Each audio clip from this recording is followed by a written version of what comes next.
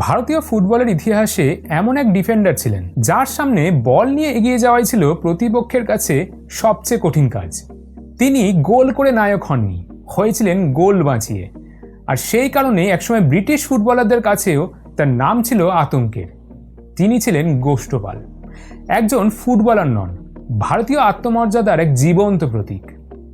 গোষ্ঠ বিহারী পাল, যাকে আমরা গোষ্ঠপাল নামেই চিনি। তার জন্ম হয় 1896 সালের 20 অগস্ট। ছোটবেলা থেকেই খেলাধুলার প্রতি তার খুব আগ্রহ ছিল, তবে ফুটবলের প্রতি ভালোবাসা ছিল একদম সম্পূর্ণ আলাদা। সেই সময় ভারতবর্ষে ফুটবল শুধু একটি খেলা ছিল না, কিন্তু এটি ছিল আত্মসম্মান, জাতীয় চেতনা এবং ঔপনিবেশিক শাসনের বিরুদ্ধে নীরব প্রতিবাদের এক শক্তিশালী মাধ্যম। ব্রিটিশরা মনে করত ভারতীয়রা শারীরিক শক্তি, গতি কিংবা কৌশলে কখনো তাদের সমকক্ষ হতে পারবে না, সমান হতে পারবে না। কিন্তু সেই ধারণাকে ভুল প্রমাণ করতেই যেন উঠে এসেছিলেন গোষ্ঠপালের মতন ফুটবলাররা। মাত্র 16 বছর বয়সে তিনি যোগ দেন মোহনবাগান ক্লাবে। তখন মোহনবাগান শুধু একটি ফুটবল ক্লাবই ছিল না, ছিল বাঙালির গর্ব এবং ভারতীয় আত্মমর্যাদার প্রতীক। 1911 সালের ঐতিহাসিক আইএফএ শিল্ড জয়ের পর ক্লাবটি জাতীয় চেতনার এক শক্তিশালী প্রতীক হয়ে ওঠে। সেই ঐতিহ্যকে আরও সমৃদ্ধ করেছিলেন গোষ্ঠপাল। প্রথম দিকে তিনি রাইট ব্যাক হিসেবে খেললেও খুব অল্প সময়ের মধ্যেই দেশের অন্যতম সেরা ডিফেন্ডার হিসেবে নিজেকে প্রতিষ্ঠিত করেন।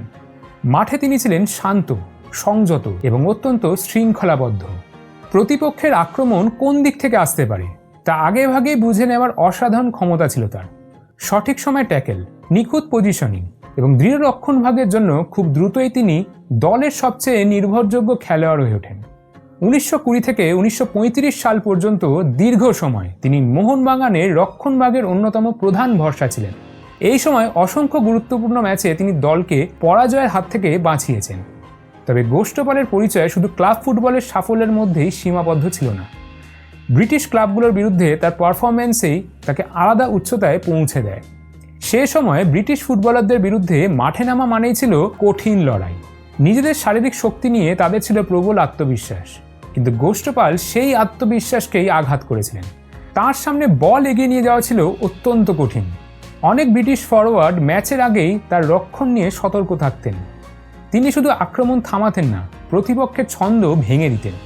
এই অবৈধ রক্ষণভাগের জন্যই অনেকেই তাকে চীনের প্রাচীরের সঙ্গে তুলনা করতেন, কারণ তার ডিফেন্স ভেদ করা ছিল প্রায় অসম্ভব। 1924 সালে ভারতীয় দলের সঙ্গে তিনি সিলন সফরে অংশ নেন, যা আজকে শ্রীলঙ্কা। আন্তর্জাতিক মঞ্চেও তার দৃঢ় রক্ষণ, নেতৃত্ব এবং ধারাবাহিক পারফরম্যান্স ভারতীয় ফুটবলের মর্যাদা আরও বাড়িয়ে দিয়েছিল। দেশের হয়ে প্রতিটি ম্যাচে তিনি দেখিয়েছিলেন ভারতীয় ফুটবলাররাও বিশ্বের যে কোনো দলের বিরুদ্ধে সমান আত্মবিশ্বাস নিয়ে খেলতে পারেন। গোষ্ঠপালের অবদানের স্বীকৃতিও আসে। তিনি ছিলেন প্রথম ভারতীয় ফুটবলার যিনি পদ্মশ্রী সম্মান পান। এটি শুধু তার ব্যক্তিগত অর্জন ছিল না, ভারতীয় ফুটবলের জন্যও ছিল এক ঐতিহাসিক স্বীকৃতি। পরে তার সম্মানে ভারত সরকার একটি ডাক টিকিট প্রকাশ করে। একজন ক্রীড়াবিদের প্রতি এমন সম্মান খুব কম মানুষই পেয়েছেন। 1976 সালে গোষ্ঠপাল প্রয়াত হন, কিন্তু সময়ের সঙ্গে সঙ্গে তার নাম যতই আড়ালে চলে যাক, ভারতীয় ফুটবলের ইতিহাসে তার অবদান কখনো মুছে যাবে না। আজও মোহনবাগান সমর্থকদের কাছে তিনি শুধু একজন প্রাক্তন ফুটবলার নন, তিনি এক গর্ব, এক আবেগ এবং এক অমর কিংবদন্তি।